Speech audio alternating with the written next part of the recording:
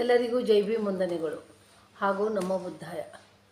ಇದು ಜನವರಿ ತಿಂಗಳು, ಜನವರಿ ತಿಂಗಳ 3ನೇ ತಾರೀಕು. ಇದು ಸಾವಿತ್ರಿಬಾಯಿಯವರು ಹುಟ್ಟಿದಂಥ ದಿನ. ಈ ದಿನದಂದು ನಾವು ಮಾತೆ ಸಾವಿತ್ರಿಬಾಯಿಯವರ ಬಗ್ಗೆ ಎಲ್ಲರಿಗೂ ಗೊತ್ತಿರೋದೇ ವಿಷಯ, ಮತ್ತೊಂದು ಸರ್ತಿ ನಾವು ಅದೇ ವಿಷಯವನ್ನು ತಿಳಿದುಕೊಂಡು ಅವರಿಗೆ ಒಂದು ಆದರದ ವಂದನೆಗಳನ್ನು ಸಲ್ಲಿಸಬೇಕೆಂದು ನಾನು ಬಯಸ್ತಾ ಇದ್ದೇನೆ. ಸಾವಿತ್ರಿ ಹೆಸರನ್ನು ಕೇಳಿದೊಡನೆ ನಮಗೆ ನೆನಪಾಗುವುದು ಇಬ್ಬರು ಸಾವಿತ್ರಿಯರು. ಒಬ್ಬರು ಪುರಾಣ ಕಾಲದ ಸಾವಿತ್ರಿ ಆದರೆ ಇನ್ನೊಬ್ಬರು ಆಧುನಿಕ ಕಾಲದ ಸಾವಿತ್ರಿ. ಈ ಆಧುನಿಕ ಕಾಲದ ಮಾತೆ ಸಾವಿತ್ರಿಬಾಯಿ ಫುಲೆಯವರು. ಆ ಕಾಲ್ಪನಿಕ ಸಾವಿತ್ರಿ ಸತ್ತ ಗಂಡನ ಜೀವವನ್ನು ಮರಳಿ ಪಡೆಯಲು ಯಮನೊಡನೆ ಹೋರಾಡಿ ಅದರಲ್ಲಿ ಗೆದ್ದವಳು. ಆದರೆ ಈ ಆಧುನಿಕ ಸಾವಿತ್ರಿ ಸತ್ತಂತೆ ಬದುಕ್ತಾ ಇರುವ ಸಮಾಜದಲ್ಲಿ, ಇನ್ನೂ ಸತ್ತಂತೆ ಬದುಕ್ತಾ ಇರುವ ಸ್ತ್ರೀ ಜೀವನದಲ್ಲಿ ಒಂದು ಪ್ರಾಣ ತುಂಬಲು, ಒಂದು ಊರ್ಜಾ ತುಂಬಲು ಮನುವಾದಿ ವ್ಯವಸ್ಥೆಯೊಡನೆ ತನ್ನ ಇಡೀ ಜೀವನವನ್ನೆಲ್ಲ ಹೋರಾಟ ಮಾಡಿದವಳು ಮತ್ತು ಅದರಲ್ಲಿ ಯಶಸ್ವಿಯಾದವಳು. ಈ ಮಹಾಮಾತೆಯ ಬಗ್ಗೆ ನಾವು ಸ್ವಲ್ಪ ತಿಳಿದುಕೊಳ್ಬೇಕಾದರೆ ಅವರು ಹುಟ್ಟಿದ ಸಂದರ್ಭದಲ್ಲಿ ಒಂದು ಸಾಮಾಜಿಕ ವಾತಾವರಣ, ಒಂದು ಸಾಂಸ್ಕೃತಿಕ ವಾತಾವರಣ, ಒಂದು ರಾಜಕೀಯ ವಾತಾವರಣದ ಬಗ್ಗೆ ನಾವು ತಿಳಿದುಕೊಳ್ಬೇಕಾಗ್ತದೆ. ಮಹಾಮಾತೆ ಹುಟ್ಟಿದ್ದು 1831ರಲ್ಲಿ. ಆಗ ಅದೇ 18ನೇ ಶತಮಾನ ಮುಗಿದಿತ್ತು, 19ನೇ ಶತಮಾನ ಆರಂಭವಾಗಿತ್ತು. ಪುಣೆ ಹತ್ತಿರ ಇರುವಂಥ ಭೀಮಾ ಕೋರೆಗಾಂವ್ ಯುದ್ಧದಲ್ಲಿ ಪೇಶ್ವೆಯರ ಸಾಮ್ರಾಜ್ಯ ಪತನವಾಗಿ ಹೋಗಿತ್ತು. ಬ್ರಿಟಿಷರ ಆಡಳಿತ ಶುರುವಾಗಿತ್ತು. ಈ ಬ್ರಿಟಿಷರ ಆಡಳಿತದೊಂದಿಗೆ ಪಾಶ್ಚಾತ್ಯರ ಆಡಳಿತದೊಂದಿಗೆ ಪಾಶ್ಚಾತ್ಯರ ಶಿಕ್ಷಣವೂ ಭಾರತಕ್ಕೆ ಮೆಲ್ಲನೆ ಹೆಜ್ಜೆ ಇಡಲಿಕ್ಕೆ ಪ್ರಾರಂಭವಾಗಿತ್ತು. ಇದರಿಂದಾಗಿ ಬದಲಾವಣೆಯ ಗಾಳಿ ಭಾರತದಲ್ಲಿ ಬೀಸಲಾರಂಭಿಸಿತ್ತು. ಪರಿವರ್ತನೆಯ ಪರ್ವ ಪ್ರಾರಂಭವಾಗಿತ್ತು. ಭಾರತದಲ್ಲಿ ಪರಿವರ್ತನೆ ಪರ್ವ ಪ್ರಾರಂಭವಾಗಿತ್ತು. ಇದರೊಡನೆ ಪಾಶ್ಚಾತ್ಯರೊಡನೆ ಬಂದಂಥ ಮಿಷನರಿಗಳು, ಕ್ರೈಸ್ತ ಮಿಷನರಿಗಳು ಈ ದೇಶದಲ್ಲಿ ಸುಮಾರು ಸುಧಾರಣೆ ಕೆಲಸಗಳನ್ನು ಪ್ರಾರಂಭಿಸಿದ್ದರು. ಒಂದು ಕಡೆ ಅವರು ಈ ಅನಕ್ಷರಸ್ಥ ಜನರಿಗೆ ಅಕ್ಷರ ಕಲಿಸುವ ಕೆಲಸ ಪ್ರಾರಂಭಿಸಿದ್ದಾರೆ. ಇನ್ನೊಂದು ಕಡೆಗೆ ಅವರು ಈ ಬಡ ಮಂದಿಗೆ, ಶೂದ್ರರಿಗೆ ಅವರ ರೋಗ ರುಜಿನಗಳಿಗೆ ಔಷಧೋಪಚಾರವನ್ನು ಮಾಡುವುದು, ಅವರ ಗಾಯಗಳಿಗೆ ಪಟ್ಟಿಯನ್ನು ಕಟ್ಟುವಂಥ ಒಟ್ಟಿನಲ್ಲಿ ಶುಶ್ರೂಷೆ ಕೆಲಸವನ್ನು ಪ್ರಾರಂಭಿಸಿದ್ದರು.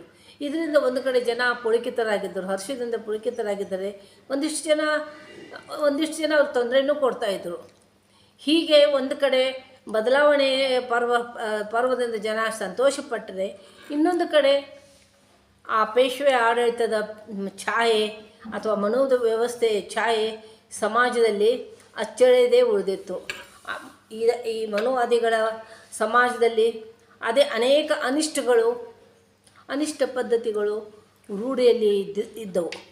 ಅವುಗಳಲ್ಲಿ ಎಲ್ಲರಿಗೂ ಗೊತ್ತಿರುವಂತೆ ಸತಿ ಸಹಗಮನ ಪದ್ಧತಿ, ಆಮೇಲೆ ಬಾಲ್ಯ ವಿವಾಹ, ಆಮೇಲೆ ಗಂಡಸರು ಅನೇಕ ಮದುವೆಗಳನ್ನು ಮಾಡಿಕೊಳ್ಳುವುದು, ನರಬಲಿ ಪದ್ಧತಿ. ಒಂದು ಕೆರೆ ಕಟ್ಟಬೇಕಾದ್ರೆ ಅದರಲ್ಲಿ ಶೂದ್ರರನ್ನು ಒಳಗೆ ಹಾಕಿ ಬಿಲ್ಡಿಂಗ್ ಕಟ್ಟಡಗಳನ್ನು ಕಟ್ತಾಯಿದ್ದರು.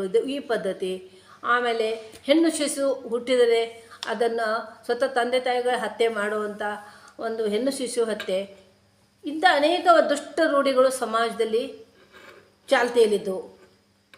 ಇಂಥ ಒಂದು ಸಂಕೀರ್ಣ ಸಮಾಜ ವ್ಯವಸ್ಥೆಯಲ್ಲಿ, ಸಮಾಜದಲ್ಲಿ ಒಂದು ಸಂಕೀರ್ಣತೆ, ಒಂದು ಸಂಕ್ರಮಣ ಕಾಲ ಇತ್ತು ಅನ್ಬೋದು. ಆ ಸಂಕ್ರಮಣ ಕಾಲದಲ್ಲಿ 1831ರಲ್ಲಿ ಜನವರಿ 3ರಂದು ಸಾವಿತ್ರಿಬಾಯಿಯವರು ಪುಣೆ ಹತ್ತಿರುವ ಸಾತಾರ ಜಿಲ್ಲೆಯ ನಾಯಗಾಂವ್ ಎಂಬ ಹಳ್ಳಿಯಲ್ಲಿ ಹುಡ್ತಾರೆ. ತಾಯಿ ಹೆಸರು ಲಕ್ಷ್ಮೀಬಾಯಿ, ತಂದೆಯ ಹೆಸರು ನೇವಸೈ ಪಾಟೀಲ್, ಖಂಡೋಬಾ ನೇವಸೈ ಪಾಟೀಲ್ ಅಂತಿರ್ತದೆ. ಈ ದಂಪತಿಗಳ ಜ್ಯೇಷ್ಠ ಪುತ್ರಿಯಾಗಿ ಸಾವಿತ್ರಿಬಾಯಿ ಜನ್ಮ ತಳೆಯುತ್ತಾರೆ. ತಾಯಿಯಂತೆ ಸುಂದರ ರೂಪವನ್ನು, ತಂದೆಯಂತೆ ಸದೃಢ ಆರೋಗ್ಯವನ್ನು ಪಡೆದುಕೊಂಡು ಹುಟ್ಟಿದ ಸಾವಿತ್ರಿ ಹುಟ್ಟಿ ಬಿದಿಗೆ ಚಂದ್ರನಂತೆ ಬೆಳೀಲಿಕ್ಕೆ ಪ್ರಾರಂಭ ಮಾಡ್ತಾರೆ. ಅವರ ತಂದೆ ಖಂಡೋಬಾ ನೇವಸೈ ಪಾಟೀಲರು ಊರಿನ ಮುಖ್ಯಸ್ಥರಾಗಿದ್ದರಿಂದ ಊರಿನ ನ್ಯಾಯಗಳನ್ನು, ಜಗಳಗಳನ್ನು ಅವರು ಬಿಡಿಸ್ತಿರ್ತಾರೆ. ಅವ್ರ ಮನೆ ಮುಂದೆ ಇರುವ ಕಟ್ಟೆಯ ಮೇಲೆ, ಗಿಡದ ನೆರಳಿನಲ್ಲಿರುವಂಥ ಕಟ್ಟೆಯ ಮೇಲೆ ನೂರಾರು ಜನ ಬಂದು ಪ್ರತಿದಿನ ಸೇರ್ತಾಯಿದ್ರು. ಇವರು ಅವರ ಕಷ್ಟಗಳನ್ನು ಕೇಳ್ತಾಯಿದ್ರು, ಜಗಳಗಳನ್ನು ಬಿಡಿಸ್ತಾಯಿದ್ರು. ಇವರ ತೊಡೆಯ ಮೇಲೆ ಆ ಮುದ್ದು ಮಗು ಕೂತ್ಕೊಂಡು ಪ್ರತಿದಿನ ಅದನ್ನು ಕೇಳ್ತಾಯಿತ್ತು. ತಂದೆಯ ಒಂದು ಉದಾರ ಭಾವ ಬಹುಶಃ ಈ ಚಿಕ್ಕ ವಯಸ್ಸಿನಲ್ಲಿ ಅವಳಲ್ಲಿ ಮೊಳಕೆ ಹೊಡೆದಿರ್ಬೋದು. ಬಂದ ಜನರ ಕಣ್ಣೀರು ಒರೆಸೋದು, ಅವ್ರ ಜಗಳಗಳನ್ನು ಬಿಡಿಸುವುದು, ಇವೆಲ್ಲ ಉದಾತ್ತ ಗುಣಗಳು ಸಾವಿತ್ರಿಯಲ್ಲಿ ಬಾಲ್ಯದಿಂದಲೇ ಹುಟ್ಟಿರ್ಬೋದು. ಮುಂದೆ 9 ವರ್ಷದ ಬಾಲಕಿ ಸಾವಿತ್ರಿಗೆ ಆಗಿನ ಕಾಲದ ಸಾಮಾಜಿಕ ಪದ್ಧತಿಯಂತೆ ಪುಣೆಯ ಗೋವಿಂದರಾವ್ ಅವರ ಪುತ್ರ ಫುಲೆ ಜ್ಯೋತಿಬಾರವರೇ ಮದುವೆ ಆಗುತ್ತದೆ. 9 ವರ್ಷಕ್ಕೆ ಮದುವೆಯಾಗಿ ಸಾವಿತ್ರಿಬಾಯಿ ಗಂಡನ ಮನೆಗೆ ಬರ್ತಾಳೆ. ಇಲ್ಲೇ ನೋಡಿ ಎಂಥ ಒಂದು ಚಮತ್ಕಾರದ ಎರಡೂ ದೊಡ್ಡ ಶಕ್ತಿಗಳು. ಇತ್ತ ಜ್ಯೋತಿಬಾ ಒಂದು ಮಹಾನ್ ಶಕ್ತಿ, ಅವಳು ಒಂದು ಮಹಾನ್ ಶಕ್ತಿ. ಎರಡು ಶಕ್ತಿಗಳ ಮಿಲನ ಅಲ್ಲೇ ಆಗ್ತದೆ. ಒಂದು ಧನ ಮತ್ತು ಋಣ ವಿದ್ಯುತ್ ಕೂಡಿದದು, ವಿದ್ಯುತ್ ಶಕ್ತಿ ಹುಟ್ಟಿದಂಗೆ ಅದೊಂದು ಮುಂದಿನ ಒಂದು ದೊಡ್ಡ ಕೆಲಸಕ್ಕೆ ಆ ಒಂದು ಪ್ರೇರಣೆಯಲ್ಲಿ ಅವರಿಗೆ ಸಿಗ್ತದೆ. ಆ ಜ್ಯೋತಿಬಾರ ನೆರಳಿನಲ್ಲಿ ಅವರ ಸಂಪರ್ಕದಲ್ಲಿ ಸಾವಿತ್ರಿಯ ಬಾಲ್ಯ ಅರಳಲಿಕ್ಕೆ ಪ್ರಾರಂಭ ಆಗ್ತದೆ. ಅಷ್ಟೊತ್ತಿಗೆ ಜ್ಯೋತಿಬಾ ಅವರು ಸುಮಾರು 13-14 ವರ್ಷ ಹುಡುಗ ಇರ್ಬೋದು. ಅವ್ರಿಗೆ 4ನೇ ಮರಾಠಿಯಲ್ಲಿ 4ನೇ ಇತ್ತೆ ಶಾಲೆ ಕಲ್ತಿರ್ತಾರೆ. ಅವ್ರ ತಂದೆ ಅದರ ಶಾಲೆಯನ್ನು ಬಿಡಿಸಿರ್ತಾರೆ. ಆ ಶಾಲೆಯನ್ನು ಬಿಡಿಸಿದ್ರಿಂದ ಅವ್ರು ತಮ್ಮ ಮನೆಯಲ್ಲಿರೋ ಹೊಲಗದ್ದೆಗಳಿಗೆ, ಹೂವಿನ ತೋಟದ ಕೆಲಸಗಳಿಗೆ ಹೋಗ್ತಿರ್ತಾರೆ. ಹಾಗೆ ಹೋಗುವಾಗ ತಮ್ಮ ಪತ್ನಿಯನ್ನು ಕರೆದುಕೊಂಡು ಬಾಲಕಿಯನ್ನು ಕರೆದುಕೊಂಡು ಹೋಗ್ತಿರ್ತಾರೆ. ಅವರ ಜೊತೆಗೆ ಅವರ ಸಾಕು ತಾಯಿ ಸುಗುಣಾಬಾಯಿ ಸಹ ಹೋಗ್ತಿರ್ತಾರೆ. ಆ ಹೊಲದಲ್ಲಿ ಕೆಲಸ ಮಾಡುವಾಗ ಮಧ್ಯಾಹ್ನದ ವೇಳೆಯಲ್ಲಿ, ವಿಶ್ರಾಂತಿ ವೇಳೆಯಲ್ಲಿ ಆ ಗಿಡದ ನೆರಳಿನಲ್ಲಿ, ಆ ನೆಲದ ಮಣ್ಣಿನಲ್ಲಿ ಬೇವಿನ ಕಡ್ಡಿಗಳನ್ನು, ಗಿಡದ ಕಡ್ಡಿಗಳನ್ನು ತೆಗೆದುಕೊಂಡು ಅಕ್ಷರವನ್ನು ಕಲಿಸಲಿಕ್ಕೆ, ಅಶಿಕ್ಷಿತ ಬಾಲಕಿಗೆ ಅಕ್ಷರವನ್ನು ಕಲಿಸಲಿಕ್ಕೆ ಪ್ರಾರಂಭ ಮಾಡ್ತಾರೆ ಜ್ಯೋತಿಬಾ ಫುಲೆ. ಇಲ್ಲಿ ನನಗೊಂದು ಪ್ರಶ್ನೆ, 13-14 ವರ್ಷದ ಹುಡುಗನಿಗೆ ತನ್ನ ಪತ್ನಿಗೆ ಅಕ್ಷರ ಕಲಿಸುವ ಪ್ರೇರಣೆ ಹೇಗೆ ಸಿಕ್ಕಿರಬೇಕು? ಬಹುಶಃ ಅದು ಸುಗುಣಾಬಾಯಿಯವರಿಂದಲೇ ಇರಬೇಕು. ಸುಗುಣಾಬಾಯಿಯವರ ಸಾಕು ತಾಯಿ, ಅವಳು ಒಬ್ಬ ಅನಾಥ ಹೆಂಗಸು. ಅವರಿಗೆ ತವರು ಮನೆಯಿಂದಲೂ ಗಂಡನ ಮನೆಯಿಂದ ಯಾರೂ ಇರೋದಿಲ್ಲ. ಅವಳು ಒಬ್ಬ ಮಿಷನರಿಗಳ ಮನೆಯಲ್ಲಿ ಮಕ್ಕಳನ್ನು ನೋಡುವ ಕೆಲಸ ಮಾಡ್ತಿರ್ತಾಳೆ. ಅವಳಿಗೆ ಈ ಒಂದು ಗೋವಿಂದರಾವ್ ಅವರು ಈ ತಮ್ಮ ಮಕ್ಕಳನ್ನು ನೋಡುವ ಒಂದು ಕೆಲಸವನ್ನು ಅವಳಿಗೆ ವಹಿಸಿರ್ತಾರೆ. ಹಾಗೆ ಅವಳು ಕ್ರೈಸ್ತರ ಮನೆಯಲ್ಲಿ, ಮಿಷನರಿಗಳ ಮನೆಯಲ್ಲಿ ಇದ್ದು ಮಿಷನರಿಗಳ ಉದಾತ್ತ ಗುಣಗಳನ್ನು ಕಣ್ಣಿಂದ ನೋಡಿರ್ತಾಳೆ. ಈ ಎಲ್ಲ ಉದಾತ್ತ ಗುಣಗಳು ನನ್ನ ಮಗನಲ್ಲಿ, ಅವರು ಜ್ಯೋತಿಬಾನನ ಮಗ ಅಂತ ತಿಳ್ಕೊಂಡಿರ್ತಾಳೆ. ಹಾಗಾಗಿ ಸಾವಿತ್ರಿನವರು ಸೊಸೆ ಎಂದೇ ತಿಳ್ಕೊಂಡಿರ್ತಾಳೆ. ಆ ಮಗುವಿಗೆ ಸ್ಕೂಲು ಅಕ್ಷರ ಕಲಿಸುವ ಒಂದು ಪ್ರೇರಣೆ ಅವಳೇ ಕೊಟ್ಟಿರ್ತಾಳೆ. ಮುಂದೆ 3-4 ವರ್ಷದಲ್ಲಿ ಸಾವಿತ್ರಿಯ ಪ್ರಾಥಮಿಕ ಶಿಕ್ಷಣ ಮುಗಿದು ಹೋಗ್ತದೆ. ಇತ್ತ ಶಾಲೆಯನ್ನು ಬಿಟ್ಟಂಥ ಜ್ಯೋತಿಬಾರವ್ರದ್ದು ಶಿಕ್ಷಣ ಮತ್ತೆ ಪ್ರಾರಂಭ ಆಗ್ತದೆ. ಗೋವಿಂದರಾವ್ ಅವರು ಮತ್ತೆ ಅವರ ಸ್ಕೂಲಿಗೆ ಹಾಕ್ತಾರೆ. ಅದು ಈಗ ಸರ್ತಿ ಅವ್ರ ಸ್ಕೂಲಿಗೆ ಹೋಗೋದು ಸ್ಕಾಟಿಷ್ ಮಿಷನರಿ ಸ್ಕೂಲ್. ಸ್ಕಾಟ್ಲೆಂಡಿಂದ ಬಂದಂಥ ಮಿಷನರಿಗಳು ಒಂದು ಶಾಲೆಯನ್ನು ಓಪನ್ ಮಾಡಿರ್ತಾರೆ. ಆ ಶಾಲೆಯಲ್ಲಿ ಇವರು 5ನೇ ಕ್ಲಾಸ್ದಿಂದ ಇಂಗ್ಲೀಷ್ ಮೀಡಿಯಮ್ನಲ್ಲಿ ಕಲೀಲಿಕ್ಕೆ ಪ್ರಾರಂಭ ಮಾಡ್ತಾರೆ. 1848 ಹೊತ್ತಿಗೆ ಜ್ಯೋತಿಬಾರವರ ಶಿಕ್ಷಣವೂ ಮುಗಿಯುತ್ತದೆ. ಇತ್ತ ಪ್ರಾಥಮಿಕ ಎಜುಕೇಷನ್ ಮುಗಿಸಿದಂಥ ಸಾವಿತ್ರಿಬಾಯಿ ಮಾಧ್ಯಮಿಕ ಶಾಲೆಗೆ ಮಿಷನರಿಗಳ ಪ್ರೇರಣೆಯಂತೆ ಮಾಧ್ಯಮಿಕ ಶಿಕ್ಷಣವನ್ನು ಮುಗಿಸಿಕೊಂಡು ಶಿಕ್ಷಕ ಟ್ರೈನಿಂಗನ್ನು ಸಹ ಮಾಡ್ಕೊಳ್ಳಿಕ್ಕೆ ಅವರೇ ಪ್ರೇರಣೆಯನ್ನು ಕೊಡ್ತಾರೆ. ಅದನ್ನು ಮುಗಿಸ್ಕೊಂಡು 1848 ಹೊತ್ತಿಗೆ ಅವಳು ಮನೆಗೆ ಬಂದಿರ್ತಾಳೆ. ಆಮೇಲೆ ಜ್ಯೋತಿಬಾರವರು ಇದೇ 1848 ಹೊತ್ತಿಗೆ ಒಂದು ಇನ್ಸಿಡೆಂಟ್ ಆಗ್ತದೆ. ಅವರೊಂದು ಮದುವೆಗೆ ಹೋಗಿರ್ತಾರೆ, ಬ್ರಾಹ್ಮಣ ಮಿತ್ರನ ಮದುವೆಗೆ ಹೋಗಿರ್ತಾರೆ. ಆ ಮದುವೆಯಲ್ಲಿ ಆದಂಥ ಒಂದು ಅಪಮಾನದಿಂದಾಗಿ, ಆ ಕಥೆ ಎಲ್ಲರಿಗೂ ಗೊತ್ತಿದೆ, ಅದನ್ನು ನಾನು ಇಲ್ಲಿ ಮತ್ತೆ ಹೇಳಲಿಕ್ಕೆ ಹೋಗೋದಿಲ್ಲ. ಅವರಿಗೆ ಈ ಶೋಷಿತ ಜನಾಂಗಕ್ಕೆ, ಶೂದ್ರಾತಿ ಶೂದ್ರರಿಗೆ ವಿದ್ಯೆ ಕಲಿಸಬೇಕೆಂಬ ಒಂದು ಭಾವನೆ ಹುಟ್ಟುತ್ತದೆ. ಅವ್ರದ್ದು ಒಂದು ದೋಸ್ತರದ್ದು ಒಂದು ಗ್ರೂಪ್ ಇರ್ತದೆ, ಮಿತ್ರ ಮಂಡಳಿ ಇರ್ತದೆ. ಆ ಮಿತ್ರ ಮಂಡಳಿಯಲ್ಲಿ ಎಲ್ಲ ಜಾತಿ ಜನರು ಇರ್ತಾರೆ. ಬ್ರಾಹ್ಮಣರು ಇರ್ತಾರೆ, ಕುರುಬರು ಇರ್ತಾರೆ, ಪ್ರಭುಗಳು ಇರ್ತಾರೆ, ಶ್ರೇಣಿ ಜಾತಿಯವರು ಇರ್ತಾರೆ. ಎಲ್ಲರೂ ಕೂಡ್ಕೊಂಡು ಈ ದೇಶದಲ್ಲೇ ನಾವು ಸ್ಕೂಲ್ಗಳನ್ನು ಪ್ರಾರಂಭ ಮಾಡಬೇಕು, ನಾವು ಬದಲಾವಣೆಯನ್ನು ತರಬೇಕು ಅಂತ ಎಲ್ಲ ಪ್ರಾರಂಭ ಮಾಡಿ ಒಂದು ಶಾಲೆಯನ್ನು ಪ್ರಾರಂಭ ಮಾಡಬೇಕಂತ ಅವರು ಇಚ್ಛೆಪಡ್ತಾರೆ. ಆಗ ಅವರ ಒಬ್ಬ ಬ್ರಾಹ್ಮಣ ಮಿತ್ರ ಬಿಡೆ ಅನ್ನೋರು ಪುಣೆಯ ಬುಧವಾರಪೇಟೆಯಲ್ಲಿ ತಮ್ಮ ಮನೆಯನ್ನೇ ಅವರು ಶಾಲೆ ತೆರೆಯಲಿಕ್ಕೆ ಓಪನ್ ಮಾಡ್ತಾರೆ. ಕೊಡ್ತಾರೆ ಇವರಿಗೆ, ತಮ್ಮ ಮನೆಯನ್ನೇ ಕೊಡ್ತಾರೆ, ದೊಡ್ಡ ಮನೆ ಇರ್ತದದು ಕೊಡ್ತಾರೆ. ಅದು ಬ್ರಾಹ್ಮಣರ ವಸತಿ ಪ್ರದೇಶ. ಅಲ್ಲಿ ಸ್ಕೂಲಿಗೆ ಮೊದಲು ಬಂದವರೇ 8 ಜನ ಹೆಣ್ಮಕ್ಕಳು. ಅವರೆಲ್ಲರೂ ಬ್ರಾಹ್ಮಣರ ಮೇಲ್ವರ್ಗಕ್ಕೆ ಸೇರಿದ ಹೆಣ್ಮಕ್ಕಳು. ಬಹುಶಃ ಆ ಒಂದು ಮಿತ್ರ ಮಂಡಳಿಯ ತಮ್ಮ ಮಕ್ಕಳನ್ನೇ ತಂದಲ್ಲಿಟ್ಟಿರ್ತಾರೆ. ಅಲ್ಲಿ ಆ ಶಾಲೆಯಲ್ಲಿ ಕಲಿಸ್ಲಿಕ್ಕೆ ಅವ್ರಿಗೆ ಯಾರೋ ಬ್ರಾಹ್ಮಣ ಪಂಡಿತರು ಮುಂದೆ ಬಂದು ಅಲ್ಲಿ ಶಾಲೆ ಕಲಿಸ್ಲಿಕ್ಕೆ ಯಾರೂ ಒಪ್ಪೋದಿಲ್ಲ. ಹಾಗೆ ಆದಾಗ ಪುಲಿಯವರಿಗೆ ತಮ್ಮ ಹೆಂಡತಿ ಅದಾಗಲೇ ಟೀಚರ್ ಟ್ರೈನಿಂಗ್ ತೊಗೊಂಡಿರ್ತಾರೆ, ಅವರನ್ನೇ ಆ ಕೆಲಸಕ್ಕೆ ಹಚ್ಚಿಬಿಡ್ತಾರೆ. ಸಾವಿತ್ರಿಬಾಯಿಯವರು ಅಲ್ಲಿ ಬಂದು ಪಾಠ ಹೇಳಲಿಕ್ಕೆ ಸ್ಟಾರ್ಟ್ ಮಾಡ್ತಾರೆ. ಅವ್ರ ಕೆಲಸ ಶುರುವಾಗ್ತದೆ. ಇಡೀ ಬ್ರಾಹ್ಮಣರ ಓಣಿಯಲ್ಲಿ ಜನರಿಗೆ ಸಿಟ್ಟು. ನಮ್ಮ ಮೊದಲೇ ಶೂದ್ರರು ವಿದ್ಯೆ ಕಲಿಬಾರ್ದು, ಶೂದ್ರ ಹೆಂಗಸು ಕಲಿತು ಬ್ರಾಹ್ಮಣರ ಮಕ್ಕಳಿಗೆ ವಿದ್ಯೆ ಕಲಿಸ್ತಾ ಇದ್ದಾಳೆಲ್ಲ, ನಮ್ಮ ಧರ್ಮ ಎಲ್ಲ ಹಾಳು ಮಾಡ್ತಾ ಇದ್ದಾಳೆ, ನಮ್ಮ ಧರ್ಮ ಎಲ್ಲ ಕುಲಗೆಟ್ಟು ಹೋಯಿತು ಅಂತ ತಿಳ್ಕೊಂಡು ಸಾವಿತ್ರಿಬಾಯಿಯವರಿಗೆ ರಸ್ತೆಯಿಂದ ಹೋಗುವಾಗ ಕಲ್ಲು ಒಗೆಯೋದು, ಸಗಣಿ ಗೊಜ್ಜುವುದು, ರಾಡಿ ನೀರು ಹಾಕೋದು, ಕಾಜು ಹಾಕೋದು, ಏನೆಲ್ಲ ಮಾಡಲಿಕ್ಕೆ ಸಾಧ್ಯ ಇದೆ ಅಷ್ಟೆಲ್ಲ ತೊಂದರೆಗಳನ್ನು ಕೊಡ್ತಾಯಿದ್ರು. ಆದರೂ ಸುತ್ತ ಸಾವಿತ್ರಿಬಾಯಿಯವರು, ನೀವು ನನ್ನ ಕಲ್ಲು ಒಗಿತೀರಿ, ಸಗಣಿ ಒಗಿತೀರಾ ಒಗಿರಿ, ಅದೆಲ್ಲ ನನ್ನ ಹೂವಿನ ಥರ ಅನ್ನಿಸ್ತದೆ, ನನ್ನ ಮೇಲೆ ಹೂವನ್ನು ಹಾಕುವಂಥ ನಿಮಗೆ ಒಳ್ಳೆಯದಾಗಲಿ ಅಂತ ಅವ್ರಿಗೆ ಆಶೀರ್ವಾದ ಮಾಡಿ ಹೋಗ್ತಿರ್ತಾರೆ. ಈಗ ಈ ರೀತಿ ಒಂದು ಬ್ರಾಹ್ಮಣರ ಓಣಿಯಲ್ಲಿ ಸ್ಕೂಲ್ ಪ್ರಾರಂಭ ಮಾಡಿದ್ದು ಅಂತಂದರೆ, ಆಗಿನ ಕಾಲಕ್ಕೆ ಒಂದು ಶಿವಮೊಗ್ಗದ ಗವಿಯಲ್ಲಿ ಹೊಕ್ಕು ಶಿವಮೊಗ್ಗದ ಮೀಶೆಯನ್ನು ಎಳೆದಂಥ ಕೆಲಸ ಅದು. ಅಂಥ ಕೆಲಸವನ್ನು ಈ ದಂಪತಿಗಳು ಮಾಡ್ತಿರ್ತಾರೆ. ಒಂದೊಂದು ಸರ್ತಿ ಪುಲಿಯವರಿಗೆ ಬೇಜಾರಾಗ್ತಿರ್ತದೆ, ಇವರೇ ಉಲ್ಟಾ ಅವರಿಗೆ ಸಾಂತ್ವನ ಮಾಡ್ತಿರ್ತಾರೆ. ಇರಲಿ, ಇದೆಲ್ಲ ನಾವು ಒಳ್ಳೆ ಕೆಲಸ ಮಾಡ್ತಾಯಿದ್ದೀವಿ, ಇದನ್ನೆಲ್ಲ ನಾವು ಸಹಿಸ್ಕೊಳ್ಳೇಬೇಕು ಅಂತ ಸಾವಿತ್ರಿಬಾಯಿಯವರೇ ತನ್ನ ಗಂಡನಿಗೆ ಸಾಂತ್ವನ ಹೇಳ್ತಾರೆ. ಅಷ್ಟರ ಮಟ್ಟಿಗೆ ಸಾವಿತ್ರಿಯವರು ಅಷ್ಟು ಎತ್ತರಕ್ಕೆ ಬೆಳೆದುಬಿಟ್ಟಿರ್ತಾರೆ. ಅವರು ಗಂಡನನ್ನು ಮೀರಿ ಬೆಳೀತಾರೆ. ಅವರು ಅಷ್ಟೊಂದು ಮಹಾನ್ ವ್ಯಕ್ತಿತ್ವವನ್ನು ಅಷ್ಟೊತ್ತಿಗೆ ಅವರು ಪರಿಪಕ್ವವಾಗಿರ್ತದೆ. ಒಂದು ಸರ್ತಿ ಶಾಲೆಯಲ್ಲಿ ಇನ್ಸ್ಪೆಕ್ಷನ್ ನಡೆದಿರ್ತದೆ. ಇಂಗ್ಲೀಷ್ ಇನ್ಸ್ಪೆಕ್ಟರ್ ಬಂದಿರ್ತಾರೆ. ಆ ಇನ್ಸ್ಪೆಕ್ಟರ್ ಬಂದದ್ದು ಸಾವಿತ್ರಿಬಾಯಿಯವ್ರಿಗೆ ಗೊತ್ತೇ ಆಗೋದಿಲ್ಲ. ಅವರು ಟ್ಯೂಷನ್ ಮಕ್ಕಳಿಗೆ ಪಾಠ ಹೇಳೋದ್ರಲ್ಲಿ ಮಗ್ನಾಗಿರ್ತಾರೆ. ಪಾಠ ಮುಗಿಯುವವರೆಗೂ ಇನ್ಸ್ಪೆಕ್ಟರ್ ಹೊರಗೆ ಕೂತ್ಕೊಂಡು ಕೇಳ್ತಾರೆ. ಆಮೇಲೆ ಪಾಠ ಮುಗಿದ ಮೇಲೆ ಒಳಗೆ ಹೋಗಿ ಥ್ಯಾಂಕ್ಸ್, ಎಷ್ಟು ತುಂಬ ಚೆನ್ನಾಗಿ ಪಾಠ ಮಾಡ್ತಾ ಇದ್ದೀರಾ, ಇಷ್ಟೊಂದು ಚೆಂದ ನೀವು ಇಂಗ್ಲೀಷ್ ಮಾತಾಡ್ತಾ ಇದ್ದೀರಾ, ನಿಮಗೆ ಎಷ್ಟು ಧನ್ಯವಾದಗಳನ್ನು ಹೇಳಿದರೂ ಸಾಕಾಗೋದಿಲ್ಲ. ನಾನು ಮರಳಿ ಇಂಗ್ಲೆಂಡಿಗೆ ಹೋದಾಗ ನನ್ನ ವಿಕ್ಟೋರಿಯಾ ರಾಣಿಗೆ ನಿಮ್ಮ ಬಗ್ಗೆ ತಾರೀಫ್ ಮಾಡಿ ಹೇಳ್ತೀನಿ ಅಂತಂತಾರೆ. ಹೌದು, ಆಗ್ಬೋದು, ಥ್ಯಾಂಕ್ ಯು ಅಂತಂತಾಳೆ ಸಾವಿತ್ರಿಬಾಯಿಯವರು. ಆಗ ಮಕ್ಕಳಿಗೆ ಕೇಳ್ತಾರೆ ಅವರು, ನಿಮಗೆ ವಿಕ್ಟೋರಿಯಾ ರಾಣಿಯಿಂದ ಯಾವ ಕಾಣಿಕೆಯನ್ನು ಕೊಡಿಸಲಿ ಅಂತ ಕೇಳ್ತಾರೆ.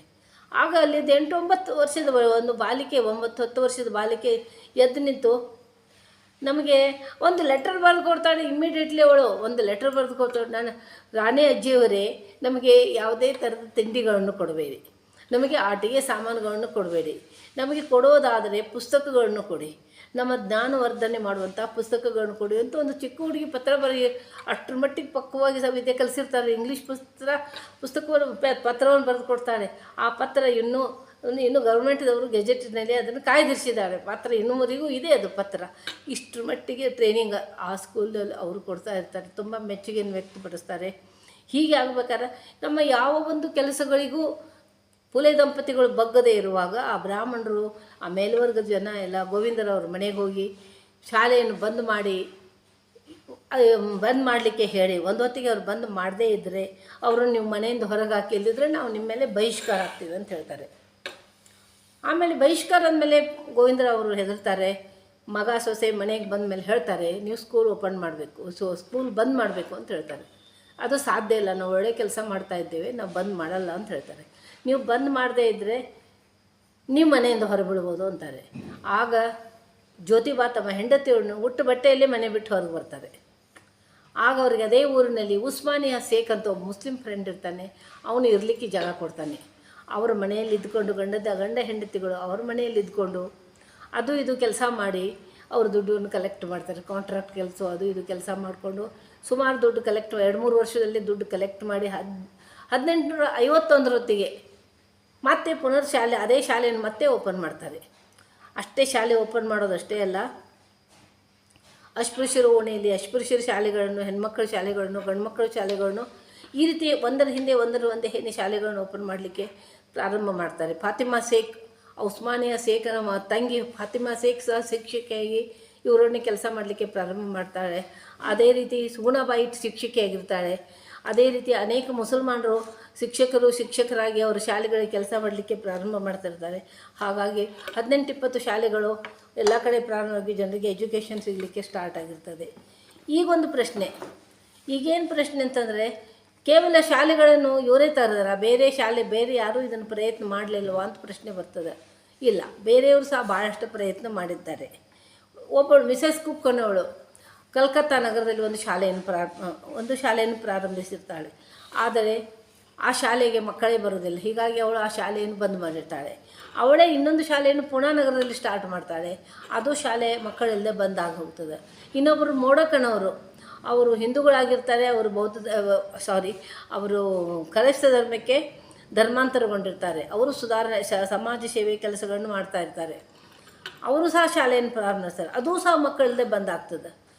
ಇಂಗ್ಲೀಷರೇ ಒಂದು ಸುಸಜ್ಜಿತವಾದ ಇನ್ನೊಂದು ಶಾಲೆಯನ್ನು ಓಪನ್ ಮಾಡ್ತಾರೆ. ಆ ಶಾಲೆಯೂ ಮಕ್ಕಳಿಂದ ಬಂದಾಗ್ತಾವೆ.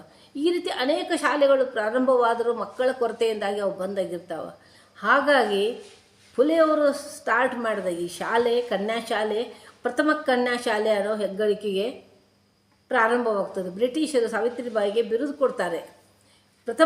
ಭಾರತದ ಪ್ರಥಮ ಶಿಕ್ಷಕಿ ಅನ್ನೋ ಒಂದು ಬಿರುದು ಬ್ರಿಟಿಷರಿಂದ ಪಡೆದಾಕೆ ನಮ್ಮ ಸಾವಿತ್ರಿಬಾಯಿ ಫುಲೆಯವರು.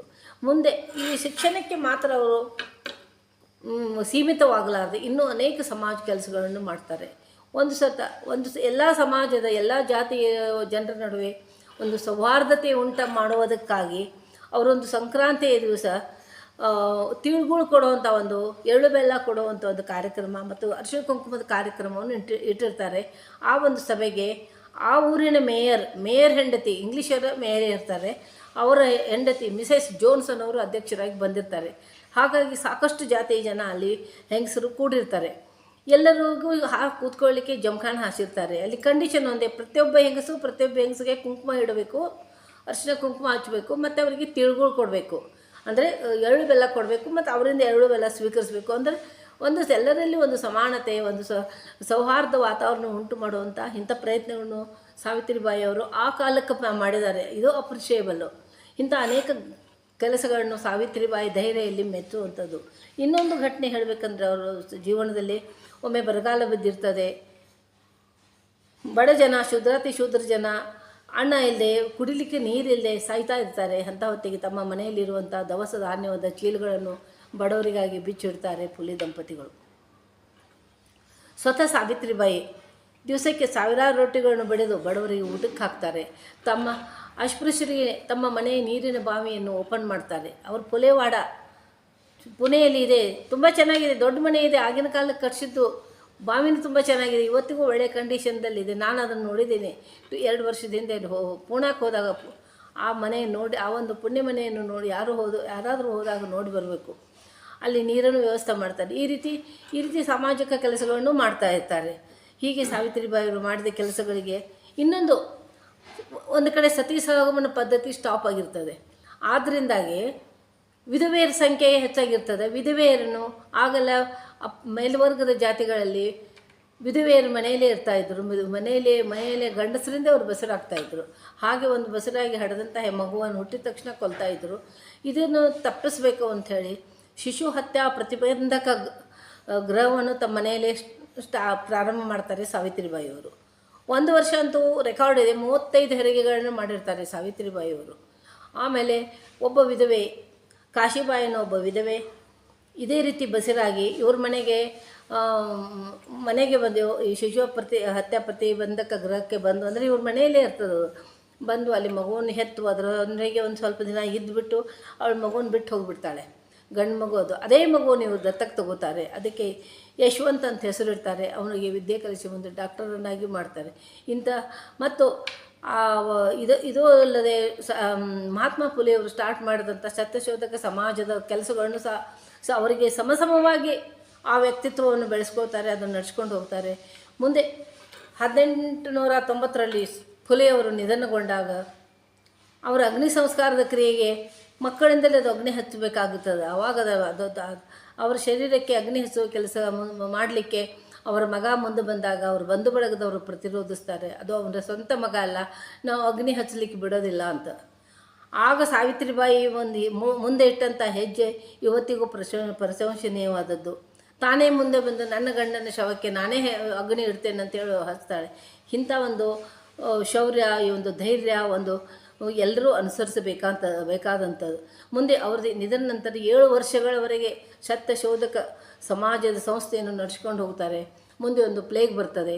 ಆ ಪ್ಲೇಗದಲ್ಲೇ ಅವ್ರ ಮಗ ಡಾಕ್ಟರಾಗಿರ್ತಾನೆ. ಆ ದವಾಖಾನೆಗೆ, ಆ ಕ್ಲಿನಿಕ್ಕಿಗೆ ಪೇಷಂಟ್ಗಳನ್ನು ಬಡಬಗ್ಗರ ಮನೆಗಳಿಗೆ ಹೋಗಿ, ಶೂದ್ರರ ಮನೆಗಳಿಗೆ ಹೋಗಿ ಆ ಮಕ್ಕಳನ್ನು ಎತ್ತುಕೊಂಡು ಬಂದು ಆ ಕ್ಲಿನಿಕ್ಕಿಗೆ ತಂದು ಶುಶ್ರೂಷೆ ಮಾಡುವ ಕೆಲಸವನ್ನು ತೊಡಗಿರ್ತಾರೆ. ಹೀಗೆ ಒಂದು ಇದನ್ನು ತೊಡಗಿರುವಾಗ ಇವರಿಗೂ ಪ್ಲೇಗಳು ಅಂಟುಬಿಟ್ಟು ಅವರು ತೀರ್ಕೊಂಡು ಹೋಗಿಬಿಡ್ತಾರೆ. ಅದರ ನೆಕ್ಸ್ಟ್ ಡೇ ಇವ್ರು ತೀರ್ಕೊಂಡು ನೆಕ್ಸ್ಟ್ ಡೇ ಅವ್ರ ಮಗ ಆ ಡೆಡ್ ಬಾಡಿ ಕೇಳಲಿಕ್ಕೆ ಹೋದಾಗ ಆ ದಿನ 200 ಜನರನ್ನು ಒಟ್ಟಿಗೆ ಅಗ್ನಿ ಸಂಸ್ಕಾರ ಮಾಡಿರ್ತಾರೆ. ಬ್ರಿಟಿಷರು ಅದನ್ನು ಕೊಡ್ತಾರೆ. ನಾವು ಸತ್ತವ್ರ ಹೆಸರುಗಳನ್ನು ಬರ್ಕೊಂಡಿಲ್ಲ. ಆದರೆ 200 ಜನರಲ್ಲಿ ಈ ಮಾತೆಯ ಶರೀರವು ಒಂದಾಗಿರ್ತದೆ. ಇಂಥ ಮಹಾಮಾತೆಗೆ ಅಗ್ನಿ ಸಂಸ್ಕಾರ ಕೊನೆಯ ಸಂಸ್ಕಾರ ಮಾಡುವಂಥ ಪುಣ್ಯವೂ ಸಹ ಅವ್ರ ಮಗನಿಗೆ ಸಿಗೋದಿಲ್ಲ. ಈ ರೀತಿಯಾಗಿ ಬದುಕಿ ಬಾಳಿದಂಥ ಮಹಾಮಾತೆಯಿಂದಾಗಿ ಅವತ್ತು ಅವರಷ್ಟು ಕ್ರಾಂತಿಗಳನ್ನು ಮಾಡಿದ್ರಂತೇಳಿ ಇವತ್ತಿನ ಮಹಿಳೆಯರು, ಇವತ್ತಿನ ಪ್ರತಿಯೊಬ್ಬ ಮಹಿಳೆಯರು ವಿದ್ಯೆ ಕಲಿತು ಇಷ್ಟೊಂದು ಮುಂದೆ ಬರಲಿಕ್ಕೆ, ನಾವಾಗೆಲ್ಲ ಇಷ್ಟು ಮುಂದೆ ಬರಲಿಕ್ಕೆ ಅವತ್ತು ಅವರು ಸ್ಟಾರ್ಟ್ ಮಾಡಿದ ಆಂದೋಲನವೇ ಕಾರಣ. ಇದನ್ನಿಷ್ಟನ್ನು ಹೇಳಿ ಅವರಿಗೆ ನನ್ನ ವಂದನೆಗಳನ್ನು ಅರ್ಪಿಸುತ್ತಾ ನನ್ನ ಮಾತುಗಳನ್ನು ಮುಗಿಸುತ್ತೇನೆ. ಜೈ ಭೀಮ್.